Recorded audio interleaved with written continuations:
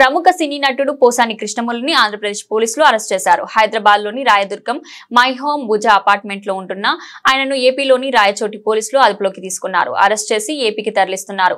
పోసానిపై గతంలో అన్నమయ్య జిల్లా Obulavaripalli police station లో కేసు నమోదైంది. సినిమా పరిశ్రమపై విమర్శలు చేశారని స్థానికులు చేసిన ఫిర్యాదు మేరకు పోలీసులు కేసు నమోదు చేశారు.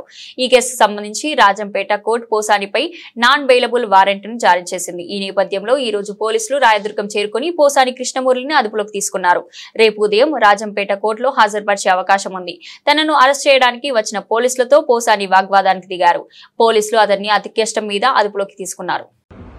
ఆయన ఎటు వెళ్తుంటే అటు అందరూ నలుగురు వెళ్ళిపోతున్నారు. వెనక బాత్రూమ్కి వెళ్తున్నా, బెడ్రూమ్ లోకి వెళ్తున్నా, బట్టలు మార్చుకుంటున్నా గానీ వెళ్ళిపోతున్నారు.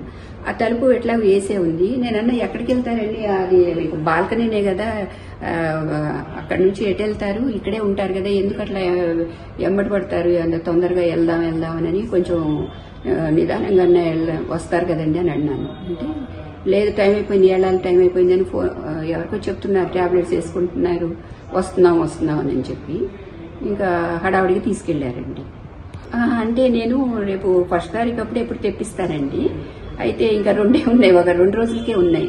అంటే మా డాక్టర్ చూసుకుంటారులేండి అవన్నీ అని అన్నారు. ఒక రకం టాబ్లెట్ 2 రోజులే వస్తాయి. అంటే ఇప్పుడు ఆయన మానేశానని కూడా చెప్పారు కదండి, రాజకీయాల్లో లేనని, నేను ఇంకా ఎప్పుడు లైఫ్లో మళ్ళీ మాట్లాడను, అట్లా ఇంకెప్పుడు ఎవరిని అనను అని అట్లా అవన్నీ కూడా అన్నారు. సరే అయినా కానీ వచ్చారనుకోండి. కాకపోతే అంత హడావుడిగా ముందు నోటీస్ ఇవ్వకుండా వెంటనే తీసుకెళ్లిపోవటం అనేది అసలు టైం కూడా ఇవ్వకుండా అండి, వెంటనే ఎక్కడికి వెళ్తే అటు వెళ్ళటం మాకేం అర్థం కాలేదు అసలు. ఫస్ట్ ముందు వచ్చి